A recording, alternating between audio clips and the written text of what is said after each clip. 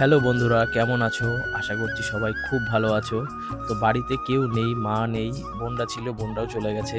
তো সন্ধ্যাবেলা ভাবলাম কি খাবো? তো দেখলাম একটা ম্যাগি বাড়িতে রয়েছে। তো তখনই সঙ্গে সঙ্গে মাথায় একটা আইডিয়া আসলো যে ম্যাগিটা করা যাক, কিন্তু ম্যাগির মতন করে নয়, চাউমিনের মতন করে।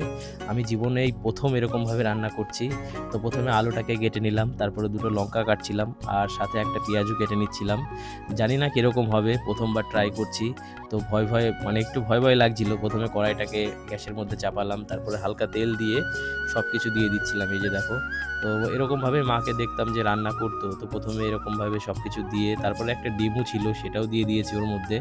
দিয়ে সব কিছু মিশিয়ে আর কি আলু ভাজাটাকে তৈরি করে নিচ্ছিলাম, এই যে দেখো। কিন্তু সমস্যা হচ্ছিল একটাই, সেটা হচ্ছে কড়াইয়ের মধ্যে লেগে যাচ্ছিল। তো তারপরে একটু জালটাকে কমিয়ে দিয়েছিলাম, আর এই যে দেখো ম্যাগিটাকে প্রথমে জলের মধ্যে দিয়ে একটু ফুটিয়ে নিয়েছিলাম, যাতে ম্যাগিটা ভালো মতন সিদ্ধ হয়ে যায়। তো সিদ্ধ হওয়ার পরে ম্যাগিটাকেও ওর মধ্যে দিয়ে দিয়েছি, এই যে দেখো। সমস্যা বারবার একটাই হচ্ছে, শুধু কড়াইয়ের মধ্যে লেগে যাচ্ছিল। তারপরে ম্যাগি মশলাটাকে দিয়ে দিয়েছিলাম, তো ফাইনালি ম্যাগি তৈরি হয়ে গেছে, এই যে দেখো। কত সুন্দর লাগছে দেখতে, আমি কখনোই ভাবিনি যে এত সুন্দর করে আমি নিজে বানাবো। তো ফাইনালি রেডি হয়ে গেছে, আর সত্যি বলছি খেতে খুব সুন্দর ছিল। আমি নিজে বিশ্বাস করতে পারছি না যে আমি এত সুন্দর করে রান্না করেছি।